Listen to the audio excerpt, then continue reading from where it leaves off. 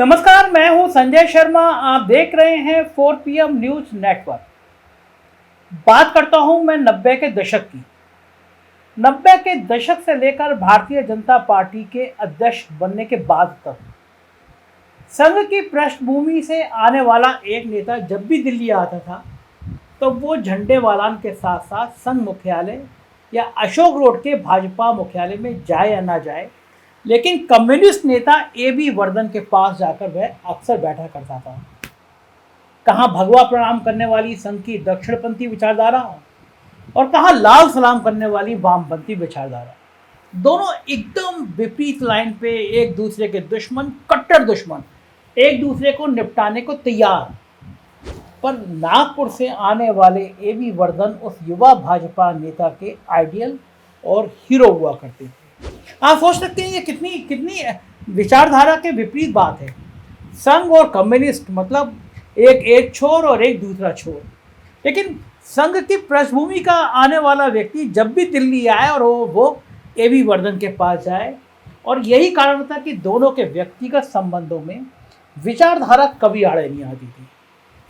ये सब सुनकर आपको स्वाभाविक रूप से जानकारी करने की बड़ी इच्छा हो रही होगी, कौतूहल हो रहा होगा कि ये संघ से पृष्ठभूमि से आने वाला नेता आखिर है तो कौन है। बिल्कुल आपने सही सोचा, मैं बात कर रहा हूं नितिन गडकरी की, जिनकी कई पहचान है।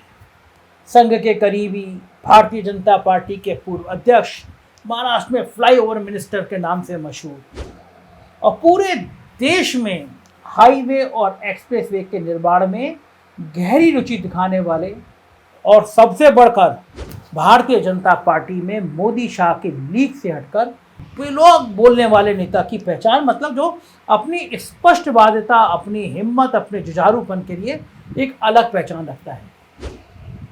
इन्हीं नितिन गडकरी के सितारे आजकल गर्दिश में चल रहे हैं। उन्हें पार्टी की परंपरा, जिसमें पूर्व अध्यक्ष को पार्टी के संसदीय बोर्ड में जगह दी जाती रहती है, उससे अलग हटाकर पार्टी के मौजूदा अध्यक्ष JP नड्डा ने उन्हें संसदीय बोर्ड और केंद्रीय चुनाव समिति से बाहर का रास्ता दिखा दिया। नड्डा की इस कार्रवाई को पार्टी के नए माई बाप कल्चर का परिणाम बताया जा रहा है, और ये कयास लगाए जा रहे हैं कि भाजपा के इस माई बाप कल्चर में भाग विधाता की भूमिका में बैठे लोगों को गडकरी पसंद नहीं है।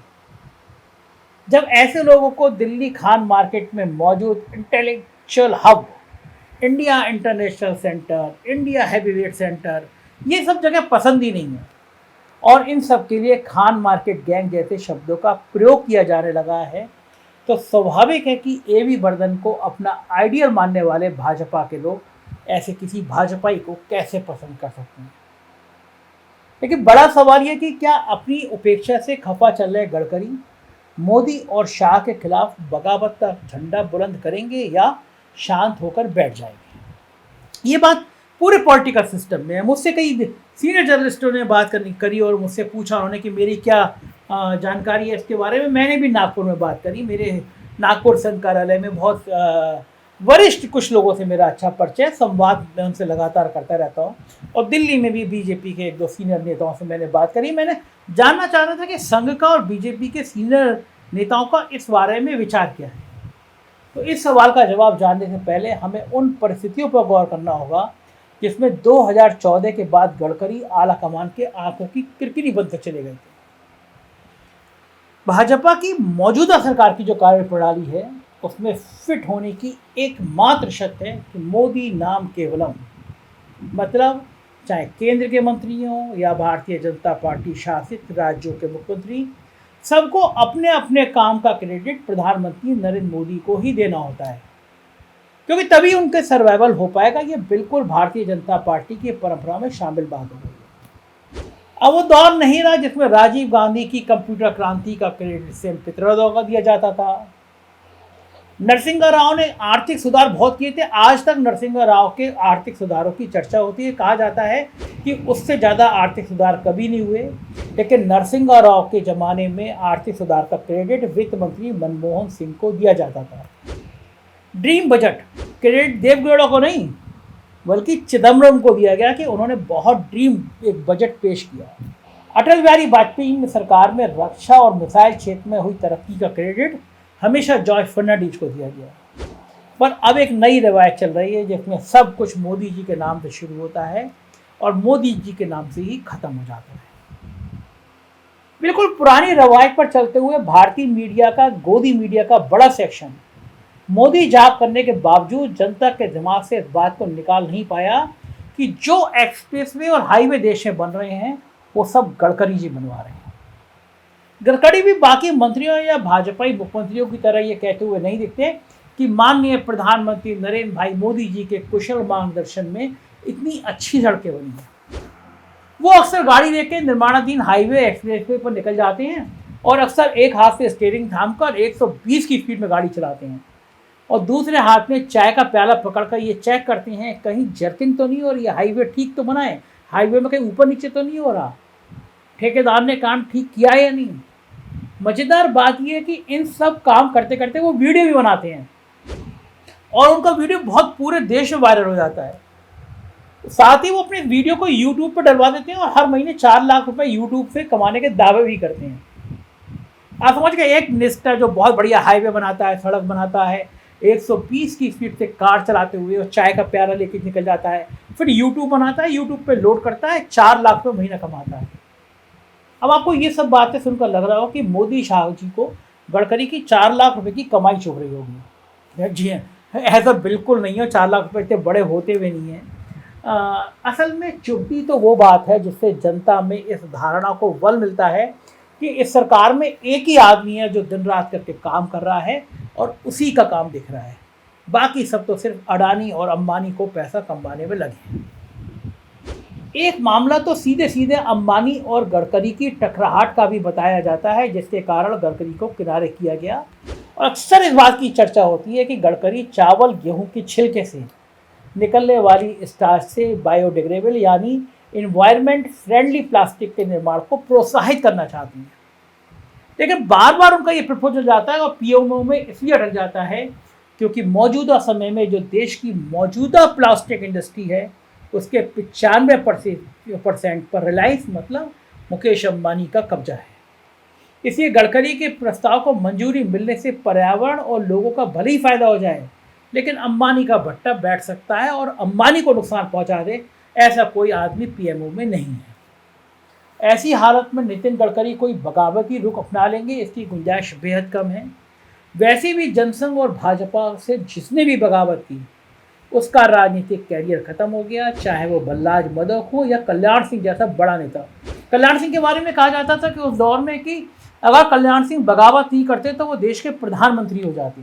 भारतीय जनता पार्टी लंबे समय तक सत्ता से दूर रही क्योंकि कल्याण सिंह जब चले गए तो बीजेपी के संग पिछड़ा वर्ग चला गया, बहुत मुश्किल से गोलबंदी के बाद वापस आया। तो जो जिसने बगावत की, बल्लाज मदोक हो, कल्याण सिंह हो, उमा भारती हो, केशुभाई पटेल, सबके सब बगावत के बाद अप्रासंगिक हो गए। मैं आपको एक रोचक किस्सा बताता हूँ और मैं नहीं बता रहा, संतोष भारतीय पूर्व सांसद है, पत्रकार हैं, उन्होंने अपनी हालिया किताबें लिखा है और मैं ये संतोष भारतीय जो लिख रहे हैं मैं वो आपको बता रहा हूँ। उन्होंने लिखा है कि 1984 के चुनाव में बुरी हार के बाद चंद्रशेखर ने एक दिन अटल बिहारी वाजपेयी को अपने घर बुलाया और कहा कि हम तीनों, मैं, आप और कांग्रेस समाजवादी पार्टी के शरद पवार, मतलब कांग्रेस में मैं, आप और कांग्रेस समाजवादी पार्टी के शरद पवार, उस समय शरद पवार ने कांग्रेस समाजवादी पार्टी बना दी थी। उन्होंने कहा हम तीनों अपनी अपनी पार्टी से त्यागपत्र देते हैं और फिर तीनों लोग मिलकर एक साथ पूरे देश का दौरा करते हैं, निश्चित रूप से जनमानस हमारे साथ खड़ा होगा, हम अपनी बात समझा लेंगे। चंद्रशेखर की पूरी बात सुनने के बाद वाजपेयी ने कहा कि आपकी बात तो सो जा सही है, लेकिन मैंने पार्टी छोड़ दी तो आरएसएस मेरी हत्या तक करा सकता है। चंद्रशेखर जी, आप इन संज्ञों को ठीक से नहीं जानते। ये बात संतोष भारती ने अपनी किताब में लिखी है। आप समझ सकते हैं कहाँ तक की दूरदृष्टि की बात है ये, वाजपेयी जी का ऐसा सोचना। तो ऐसी परिस्थिति में मान लेना कि गडकरी बगावत करेंगे बात गले नहीं उतरती, पर हाँ, जो हालात महंगाई, किसानों, बेरोजगारों, जाति जनगणना की मांग, बिहार महाराष्ट्र के राजनीतिक घटनाक्रम से बने हैं, उसमें सिर्फ गडकरी ही नहीं बल्कि कई लोग 2024 के चुनावी नतीजे के बाद एक साथ हल्ला बोलेंगे, इसकी संभावना काफ़ी ज़्यादा दिखती है। गडकरी की मौजूदा रणनीति वेट एंड वॉच की होने की संभावना ज़्यादा दिखती है।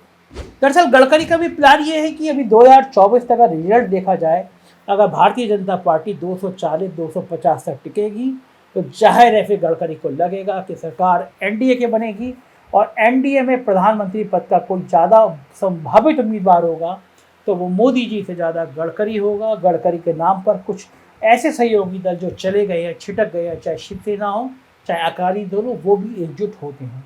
ये बात मोदी और शाह को भी पता है कि गडकरी ऐसा प्लान कर सकते हैं। तो आजकल आप देख रहे होंगे कि दक्षिण के राज्यों पे बीजेपी ज़्यादा फोकस कर रही है, क्योंकि उसको लगता है अगर बंगाल, मध्य प्रदेश, राजस्थान, बिहार अगर इनमें ज़्यादा नुकसान हुआ तो उसकी भरपाई हम दक्षिण के राज्यों से कर देंगे।